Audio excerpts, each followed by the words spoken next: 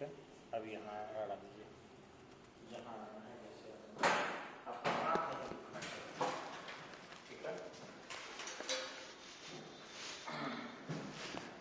हाँ चलिए, अब नेक्स्ट टॉपिक की ओर हम लोग मूव रहे हैं, और ये हमारी जो टॉपिक है कि भारत में कंपनी अपना विस्तार चित्र के माध्यम से समझेंगे कि कहाँ कहाँ किस, ठीक है। क्योंकि बहुत लोगों को उत्तर दक्षिण पूर्व पश्चिम की भी प्रॉब्लम हो जाती है, और एग्जामिनर इस चीज को समझता। हम देखे हैं प्रतियोगिता परीक्षा में कि कई बार पूछ देता है कि मसूलीपट्टनम भारत के किस तट पर पड़ेगा, और लिख देता है क्या ऑप्शन में। प्रतियोगिता तो प्रतियोगिता होता है, तो ऑप्शन में लिख देता है पश्चिमी तट पर, पूर्वी तट पर, उत्तरी तट पर और दक्षिणी पूर्वी तट पर। अब लड़के जो है हड़बड़ दड़बड़, वो जो सिंपल ब्रिलियंट लड़के कई तरीके के होते हैं, वो कुछ ब्रिलियंट होते हैं, कुछ सिंपल ब्रिलियंट होते हैं, कुछ लोग ऐसे ही रट्टू होता है, और कुछ लोग जो है बंदूक होता है। तो बंदूक विद्यार्थियों की जोर नहीं है, और मुश्किलन 1 से 1.5 लाख जीके जीएस रट गए हैं, और उसी 1-1.5 लाख में रिक्शा वाले को, टमटम वाले को, साधारण प्राइवेट स्कूल के किसी टीचर को, या फिर गांव में किसी पढ़ने वाले को परेशान करते रहते हैं और ठहाका मारते रहते हैं। उनको लगता है कि उनके पास 1.5-2 लाख जीके जीएस का स्टोर है। तो ये बंदूक जीके जीएस वाले लोग हैं। कुछ बच्चे जो होते हैं वो थोड़ा तेज होते हैं, उनके पास 10-20-50 लाख के लगभग जीके जीएस होता है। लेकिन 10-20-50 लाख जीके जीएस जिनके पास होते हैं, वैसे बच्चे भी कुछ गलत कर देते हैं ओवर कॉन्फिडेंस। और कुछ बच्चे होते हैं जो करोड़ों के आसपास जीके जाते हैं। उनके अंदर सबसे बड़ी कमी है कि वो किसी को सुनना नहीं पसंद करते, वो सुनना नहीं पसंद करते। और वो दिक्कत, ध्यान रखिएगा कि जीके जीएस के महारथी जो होगा उसको सवाल ही नहीं है कि सरकारी जॉब ना हो, क्योंकि मैक्सिमम जॉब में जीके जीएस है। माने मेडिकल में, एम्स मेडिकल अगर आप देते हैं तो 50 जीके जीएस उसमें भी आता है। मैं बता रहा हूं आपको, एम्स मेडिकल देते हैं आप तो फिजिक्स, केमिस्ट्री और बायो के अलावा 50 जीके जीएस उसमें भी आते हैं। और साहिल राजा तो अभी मेरे विद्यार्थी एम्स मेडिकल में गए हैं और डॉक्टरी कर रहे हैं, बल्कि इसके पहले बहुत से लड़कों को, गया ब्रिटेनिया हाउस के मुकेश कुमार, एम्स जो इंडिया का बड़ा है उसके मेडिकल के परीक्षा में हम दिल्ली में ही थे, टॉप किए थे, और मैंने ही उनको जीके जीएस बताया था। तो बड़े पैमाने पर हमने बच्चों को भेजा। तो मेडिकल में भी है, आपके IIM अहमदाबाद भी अगर आप करते हैं वहां भी है, जो मैनेजमेंट का कोर्स सबसे बड़ा इंडिया में कराता है। IAS में है, IPS खैर तो एक ही है, BPSC, UPPCS, CDS, NDA, CLAT तक में इंडियन कॉन्स्टिट्यूशन भर के रख देता है एकदम से। तो जीके जीएस की भूमिका है। लेकिन मेरा कहना है, जैसे प्रकांड विद्वान भी दूसरे से सीखता है, विद्वान उसी को कहते हैं जिसमें सीखने की टेंडेंसी हो। विद्वता आप में समाप्त हो जाती है जब सीखने की टेंडेंसी समाप्त हो जाती है, और वहां विद्वत नहीं रहते हैं, आप घमंडी हो जाते हैं। आप में दूसरे की श्रेष्ठता को भी स्वीकार करने की प्रवृत्ति होनी चाहिए। तो आते हैं यहां पर बोर्ड पर, रहने दीजिए, वहीं से आ जाएगा, नहीं आ रहा है क्या, देख लीजिएगा। तो हम बोर्ड पर आते हैं और थोड़ा सा इंडिया के बारे में समझने का प्रयास मोटे तौर पर हम लोग कर रहे हैं।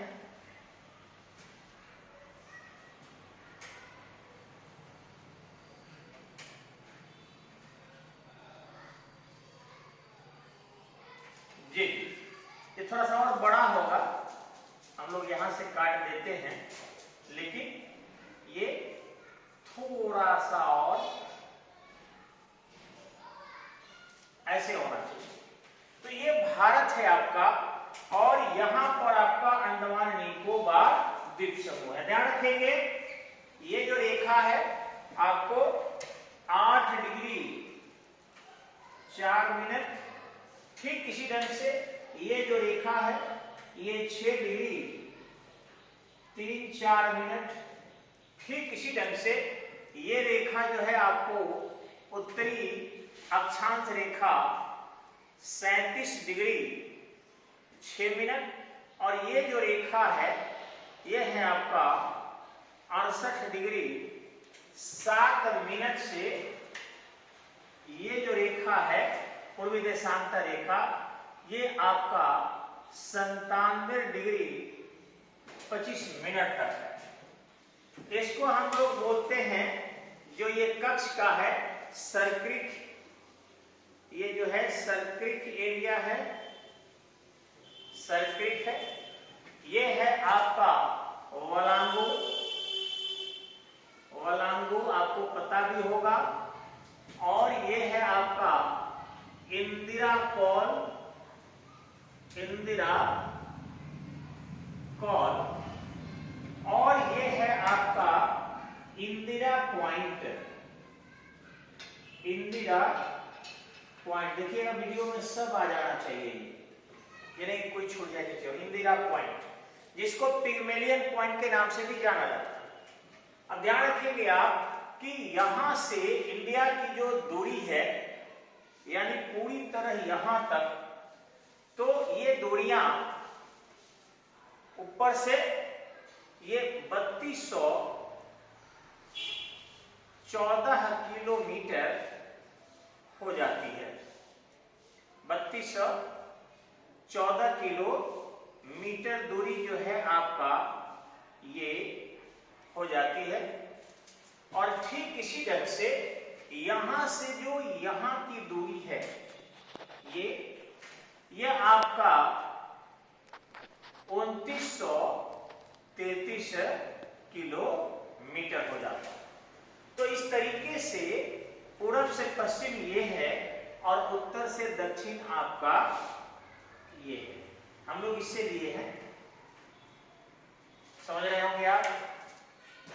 अब रहा अंग्रेज जो आए, वो सबसे पहले यहां गुजरात के सूरत में, यहां पर अंग्रेजों ने 1608 में उन्होंने फैक्ट्री खोली। सूरत में 1608 में यहां खोला। हालांकि उनकी कोई प्रोडक्शन नहीं था, कलेक्शन एंड मार्केटिंग, यानी भारत से सूती कपड़े, गरम मसाले कलेक्ट करके रखते थे गोदाम में, और फिर बड़े पैमाने पर इसे विश्व के बाजारों में बेचते थे। जब यहां से उनकी न चली तो फिर वो यहां आ जाते हैं 1611 में। ये है आपका सूरत,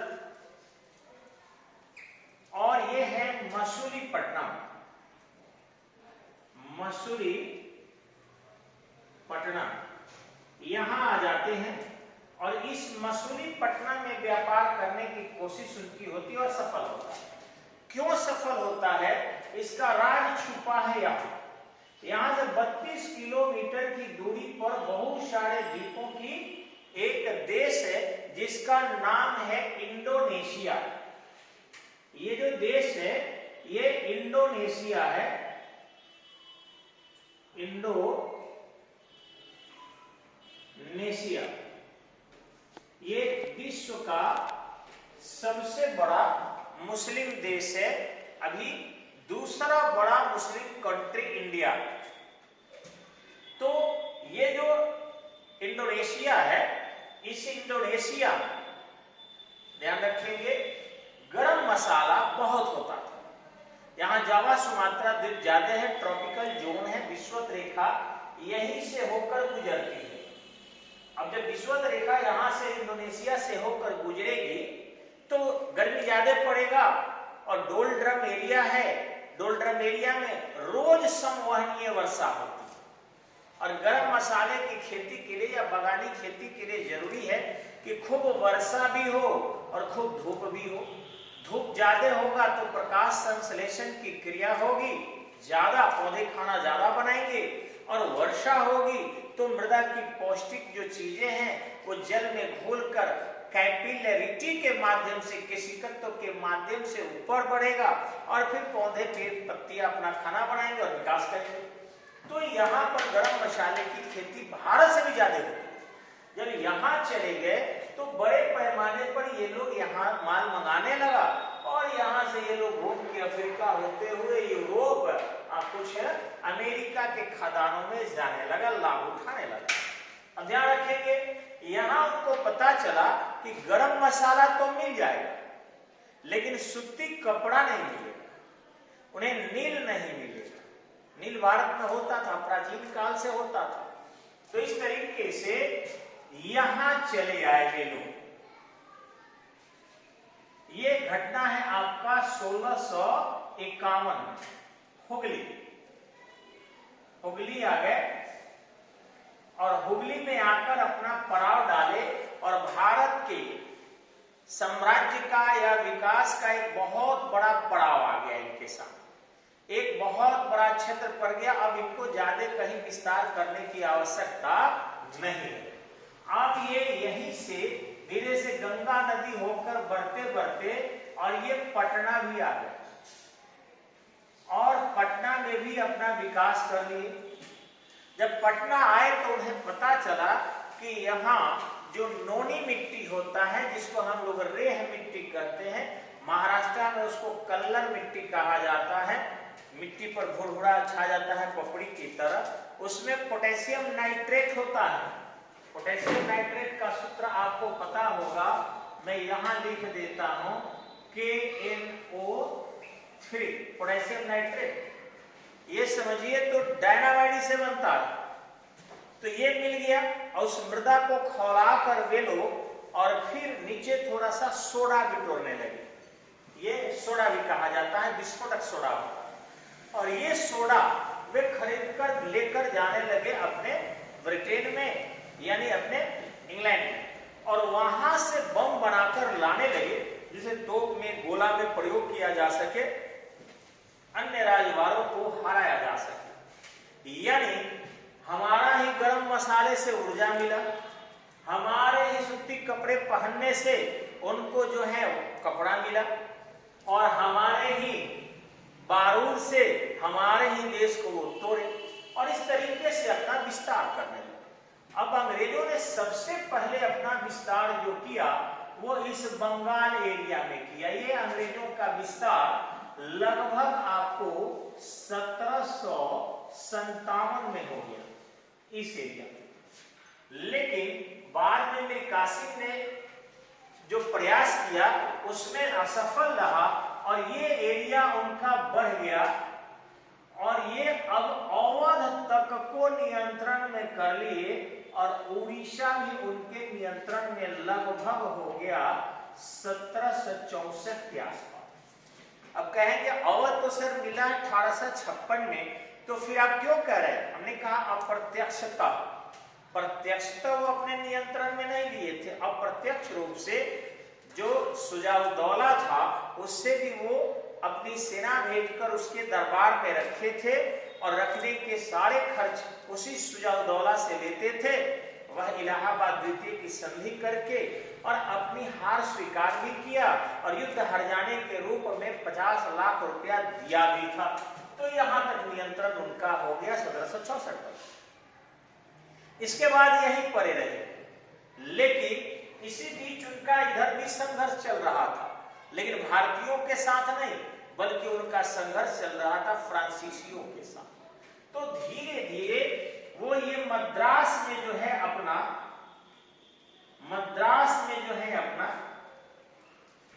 एक पड़ाव डाले और इस पड़ाव के माध्यम से वे फ्रांसीसियों से उलझे और 1747-48 के आसपास यानी 1746 से 1748 तक में वो संधि करके अपनी लज्जा बचाए। लेकिन यही जब 1749 से 54 में द्वितीय आंग्ल फ्रांसीसी संघर्ष हुआ तो वैसी स्थिति में इनका नियंत्रण एकाएक इतना इलाकों पर हो गया, फ्रांसीसी बस उनके अधीन लगने लगे। और बाद में जब 1756 से 1763 के बीच तृतीय आंग्ल फ्रांसीसी संघर्ष हुआ और उसी समय में ये पलासी भी चल रहा था, तो लगभग यहां तक का एरिया उनके नियंत्रण में आ गया, यानी अंग्रेज लगभग इस एरिया तक के मालिक हो गए। इतनी बड़ी एरिया अंग्रेजों के नियंत्रण में आ गई। अब इतना ही नहीं हुआ, बल्कि वे मराठों से भी दो हाथ करने की ठान ली। और घटना 1798 की है। ये जो मराठे पूना में, यहाँ लगभग पूना पड़ेगा, क्योंकि यहाँ से महाराष्ट्र जो है ऐसे पड़ता है, पूना थोड़ा और नीचे पड़ेगा, यहाँ के आसपास पड़ेगा।